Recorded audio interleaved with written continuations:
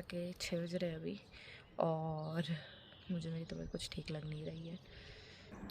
Also because आज कुछ करने को है नहीं, तो mostly vlog would be the talking vlog मेरी बात करते हुए, क्योंकि मैंने नोटिस किया, क्योंकि मैं जनरली जब भी बात कर रही होती हूँ व्लॉग्स में, मैं रोड क्रॉस कर रही हूँ या मैं मतलब रोड पे हूँ, मैं चल रही हूँ या मुझे कहीं और जाना है तुरंत, तो मैं वैसे बात करती हूँ। तो कोई भी बात, मुझे लगता है अभी तक मैंने जितनी भी बोली है, जितना भी अपने काम के बारे में बताया है, तो कोई भी बात तो समझ में आई होगी नहीं। बट एनी वो पीछे जहाँ एफ़ लिखा है वो मेरा घर है, बस मैं घर के आगे आके यहाँ पे बैठ गई हूँ। तो मैं आज का न्यूज़ कर लेती हूँ about what I am doing and what I am working on अभी। तो I am doing applied international human rights law from University of York. Why I chose University of York is because it's a human rights city, और इसके काफ़ी सारे reasons हैं, because they are very serious about human rights, और ना सिर्फ York की but बाकी एरियाज़ की भी, and a lot of rights जिसको नेशनली अभी नहीं देखा जा रहा है, बट यॉर्क में ये पहले यॉर्क में एक नेटवर्क है, York human rights city network, जिसके लिए भी मैं अपने कोर्स के थ्रू काम कर रही हूँ। उनकी वजह से they do start looking at human rights beforehand, and they are the people who worked on making York human rights city. तो इसके अलावा यॉर्क में बहुत सारे ह्यूमन राइट्स डिफेंडर्स इन एग्ज़ाइल आते हैं, दूसरी यूनिवर्सिटीज़ में भी आते हैं, बट हाँ यॉर्क में अच्छे खासे आते हैं। तो वन सच पर्सन वॉज याया असिर, द फाउंडर ऑफ अल्कस्त। तो he ran from Saudi Arabia in 2014, he came in UK, और यहाँ आके भी उन्होंने अपना ह्यूमन राइट्स फाइट जारी रखी, एंड नाउ उनकी organization somewhat successful, and they are still fighting for rights, human rights in Saudi Arabia. Human rights defender in exile का मतलब ये होता है कि वो लोग जिन्होंने अपनी गवर्नमेंट, रूलर या जो भी रिजीम हो उनकी कंट्री में, उनके ख़िलाफ़ जाके ह्यूमन राइट्स को प्रोटेक्ट करने के लिए, ह्यूमन राइट्स के लिए लड़े हैं, लोगों की, अपनी किसी की भी। तो इतनी ज़्यादा आवाज़ उठाई है कि नाउ उनके सिक्योरिटी इश्यूज़ हैं, तो they had to flee country. तो उनके अलावा भी बहुत सारे स्टूडेंट्स, बहुत सारे नहीं, कुछ स्टूडेंट्स हैं जो हमारे साथ पढ़ते थे सेमेस्टर 1 में, जो कोई कोलंबिया से आया था, कोई सोमालिया से आया था, कोई पाकिस्तान से आया था, कोई फ्रांस से आया था। The people who were in exile, someone was a journalist, और कोई कुछ ना कुछ अलग अलग काम करते थे, और जिन्होंने आवाज़ अच्छी खासी उठाई, किसी न किसी ऑर्गेनाइजेशन को ज्वाइन करा होगा, कि उनको अपना देश छोड़ना पड़ा। अब वो यहाँ पे भी रह के काम कर रहे हैं ऑन दैट, अपनी रिसर्च जारी रखते हैं। तो उनके साथ पढ़ना और काफ़ी अच्छा लगा था, उनकी एडवोकेसीज़ और उन्होंने क्या काम किया है वो जान के। अभी मेरे कोर्स के अंदर प्रैक्टिकल काम भी आता है, तो उसमें आता है वर्किंग विद द यॉर्क, जिसकी मैंने बात करी, York human rights city network. वो अभी काम कर रहे हैं to fight against the atro act. Atro act क्या है?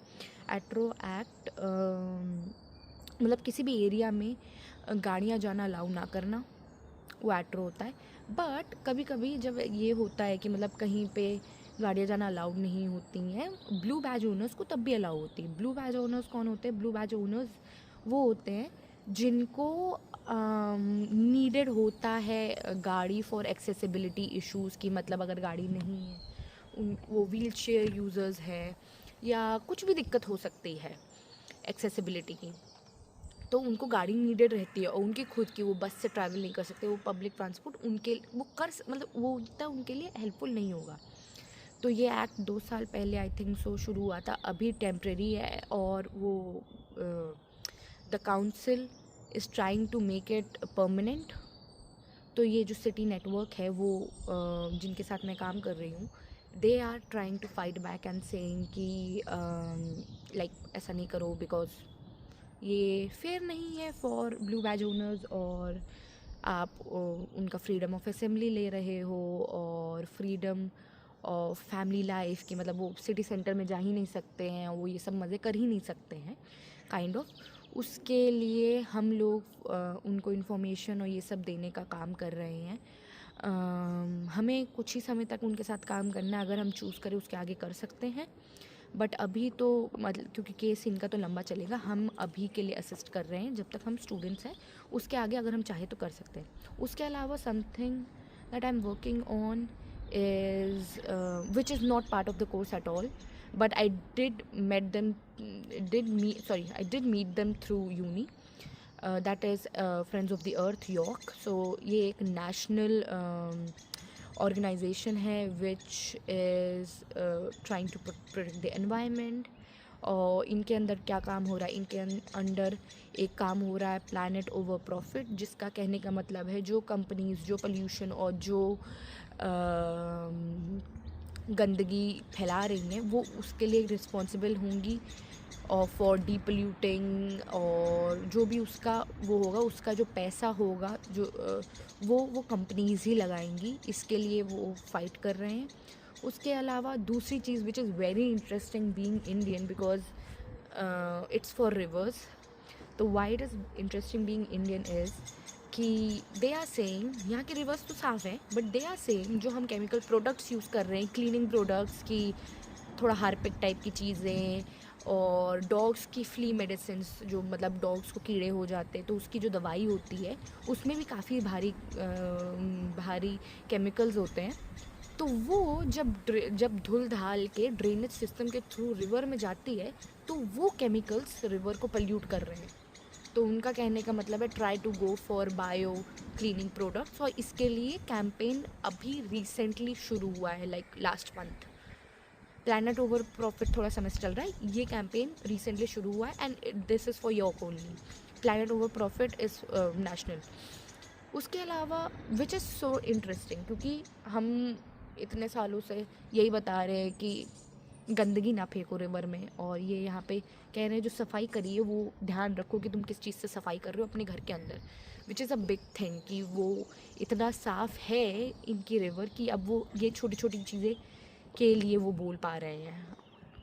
उसके अलावा this is the third thing that I am working with them is it's just me. वो पूरा भी ऑर्गेनाइजेशन वर्क उतना नहीं कर रहा है, क्योंकि मैंने अभी सिर्फ कोऑर्डिनेटर से बात करी, मैंने मीटिंग में एक बार भी ये बात उठाई नहीं है, क्योंकि मैं अभी नई मैंने उनको ज्वाइन किया है, 3 ही महीने हुए हैं। तो मे बी नेक्स्ट मंथ और नेक्स्ट मंथ हर महीने एक मीटिंग होती है, तो या तो नेक्स्ट मंथ या तो next month I talk about it. It is about refill and reuse, not I am like of course recycle सभी करते, but more than recycle refill and reuse की, विच इज़ जो हमारे इंडियन घरों में होता है कि जो भी डब्बा आया है, डब्बे में सामान आया है, वो सामान यूज़ करके ये नहीं डब्बा फेंक दिया, उस डब्बे को रीयूज़ करो, उस डब्बे में कुछ और रखो, इस टाइप का। बट यहाँ इंडियन हाउस होल्ड्स क्या गलती कर देते हैं, जो उस डब्बे के अंदर सामान रखने के लिए लाते हैं वो सामान पन्नी में लाते हैं, which is single use plastic. तो what I would start campaigning about very soon would be not avoid, just don't use single use plastic. अपना डब्बा शॉप में लेके जाए, वो आदमी रिफ़िल कर देगा आपका डब्बा, आप वो डब्बा वापस ले आए, रादर दैन वो जो सिंगल यूज़ प्लास्टिक जो तुरंत फट जाती है और हमें फेंकनी पड़ती है, और वो फिर कहीं मतलब कहीं से जाती तो है नहीं वो, तो उसके ऊपर। So this is what. हाँ, इसके अलावा मैं डेजर्टेशन पे भी काम कर रही हूँ, बट वो बहुत लंबी वीडियो हो जाएगी, तो डेजर्टेशन की जब भी मीटिंग होगी तो तब मैं वो उसकी कहानी बताऊँगी।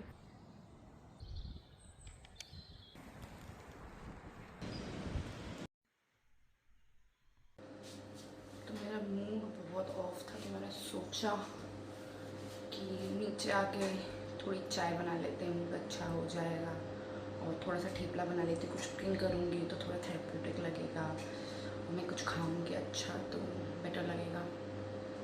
और मैं आई, मैंने चाय वाय चढ़ा दी, एंड मेरा फेवरेट वो टूट गया। मैं अभी सुबह के क्लिप्स के थ्रू जा रही थी, उसमें मैंने देखा, मैंने एक चीज़ गलत बोली है, वो है एट्रो का मीनिंग मैंने ये बोला है कि किसी जगह से लोगों को मना कर देना, बट एट्रो का मीनिंग होता है एंटी टेरर एक्ट होता है कि थ्रू व्हीकल्स की कोई व्हीकल्स मतलब भीड़ के ऊपर चढ़ा ना दे या फिर कुछ हो ना जाए एकदम से, तो उसको प्रोटेक्ट करने के लिए एट्रो उस एरिया में लगाया गया है। I hope that make sense, that is atro. उसके अलावा मैंने क्या चीज़ गलत बोली, मैंने बोला कि जो अल्कस्ट ऑर्गेनाइजेशन है वो समवॉट सक्सेसफुल है। समवॉट सक्सेसफुल का मेरा कहने का मतलब ये नहीं था कि वो थोड़ा अनसक्सेसफुल है, वो मेरा कहने का मतलब ये था कि as a human right defender आपकी डेली हार जीत, आपका सक्सेस रेट या फिर on success rate is not very much measurable on daily life, but अगर ब्रॉडर पर्सपेक्ट में देखा जाए it is a successful organization. But चाय के लिए अदरक नहीं थी और नॉर्मल मिल्क भी नहीं था, तो मैंने सोया मिल्क वाली चाय बनाई, तो ऑफकोर्स कुछ खास नहीं है, बट ठेपले अच्छे बनाए, वो अच्छे बने। And other than that mood क्यों ख़राब था? मूड ख़राब इसलिए है, क्या होता है ना, यहाँ पर जब आप एक ऐसे एरिया में रहते हो जब बहुत सारे लोग अगल बगल हैं और तब आपकी तबीयत ख़राब होती है, तो आपका पर तब भी उस तबीयत पे इतना ध्यान नहीं जाता क्योंकि आप किसी ना किसी से बात कर रहे होते हो। बट अगर आप ऐसे सराउंडिंग में हो जहाँ अगल बगल कोई नहीं है, तो ध्यान आपका, आपकी थोड़ी सी भी तबीयत ख़राब है तो उससे हटता ही नहीं है। तो मेरे साथ भी यही दिक्कत है। मेरी तबीयत तो ज़्यादा ख़राब है नहीं, बट तबीयत से ज़्यादा मूड ख़राब है। बट एनीवे गाइस, अब ये सब खाने के बाद मैं वॉक पे जाऊंगी और उसके बाद यहाँ तक मैं सो ही जाऊंगी या फिर थोड़ी देर टीवी देखूंगी। तो व्लॉग को अब यहीं एंड करते हैं। ये वाला व्लॉग तो कुछ खास हुआ नहीं, बट जो भी है ये वो यहीं पे एंड कर रही हूँ।